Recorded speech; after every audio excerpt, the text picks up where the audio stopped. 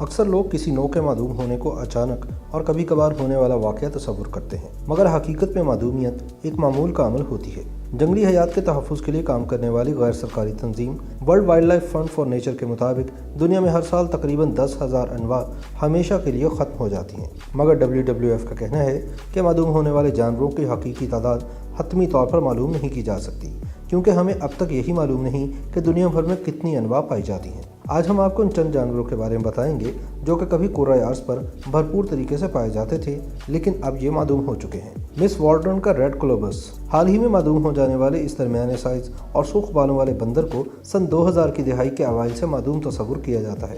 Ghana اور Ivory Coast کی سرحد پر رہنے والا مس والڈرن کا ریڈ کولوبس سب سے حیرت انگیز جانوروں میں سے ایک تھا، کیونکہ اس کے انگوٹھے نہیں ہوا کرتے تھے۔ بڑے گروپوں کی صورت میں اونچے درختوں کے اوپری حصوں میں رہنے والا یہ نرم مزاج جانور انسان کی جانب سے جنگلات کی کٹائی کے سبب اپنا طرز زندگی تبدیل کرنے پر مجبور ہوا۔ جب جنگلات سکڑنے لگے تو ریڈ کولوبس کے گروہ بھی چھوٹے ہوتے گئے، جس سے ان کے لیے شکاری جانوروں کا خطرہ بھی بڑھا اور آپس میں افزائش نسل کے سبب جینیاتی کمزوریاں بھی فروغ پانے لگیں۔ ینگسی ریڈ ڈولفن۔ بیجی کہلانے والی چین کے ینگسی ریڈ ڈولفن دنیا کے قدیم ترین ممالیہ جانوروں میں سے ایک تصور کی جاتی تھی۔ سن 2006 میں معدوم قرار دی جانے والی ینگسی ریڈ ڈولفن ایک پھیکے خاکستری رنگ کی ممالیہ تھی جو سمندر میں تیرتے اپنے کزنز کے مقابلے میں نسبتاً کم پروقار دکھائی دیتی تھی۔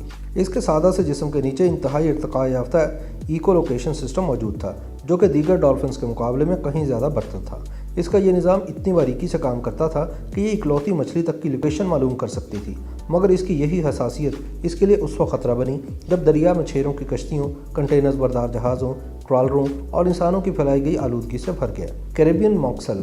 خطہ کیریبین کا یہ مقامی دریائی بچھڑا کسی زمانے میں وسطی امریکہ کے مشرقی کنارے، جنوبی امریکہ کے شمالی ساحلوں اور خلیج میکسیکو میں پایا جاتا تھا، مگر ان کی چربی میں پائے جانے والے تیل کے حصول کے لیے ان کا بے رحمانہ انداز میں شکار کیا گیا۔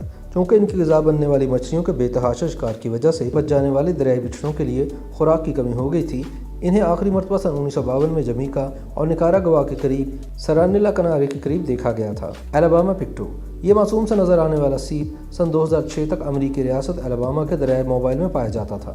اسے یہ نام اس لیے دیا گیا تھا کیونکہ یہ سور کے پیر جیسا دکھائی دیتا تھا، مگر یہ آلودہ دریا کا پانی فلٹر کیا کرتا تھا، مگر آلودگی پھر اتنی زیادہ ہو گئی کہ پکٹو اسے مزید نہ جھیل پایا۔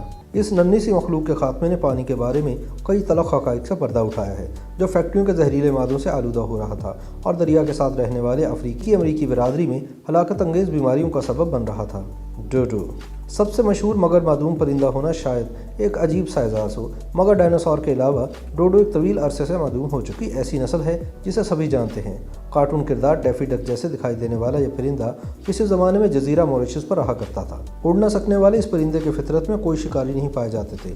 جب انسان موریشس تک پہنچے تو اپنے ساتھ دیگر جانور اور گوشت کے لیے اپنی بھوک بھی اپنے ہمراہ لے کر آئے۔ ان کے سامنے ڈوڈو زیادہ عرصے تک باقی نہ رہ سکے۔ آخری ڈوڈو 18ویں صدی کے اوائل میں ہلاک ہوا۔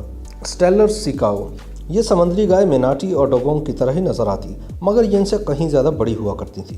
اسٹیلر کی سمندری گائے کا سائز تو 9 میٹر تک بھی ہو سکتا تھا۔ مانا جاتا ہے کہ ان کا خاتمہ شکار اور ان کے غذائی ماحول میں تبدیلیوں کی وجہ سے ڈوڈو کے معدوم ہونے کے کچھ ہی عرصے بعد ہوا۔ بیچارے کواگا کی غیر معمولی خوبصورتی ہی اس کی معدومیت کی وجہ بنی۔ اس دلاویز افریقی جانور کا سامنے کا آدھا حصہ زیبرا کی طرح دھاری دار تھا، مگر یہ دھاریاں پیچھے کی جانب مٹتی مٹتی ختم ہو جاتی اور پچھلا حصہ گھوڑے کی طرح سادہ اور بھورا ہوتا۔ اس کی حیران کن وجہ کی وجہ سے اس کا اس قدر غیر قانونی شکار کیا گیا کہ یہ معدوم ہوتے گئے۔ ان میں سے آخری سن 1880 کی دہائی میں قید میں ہلاک ہوا۔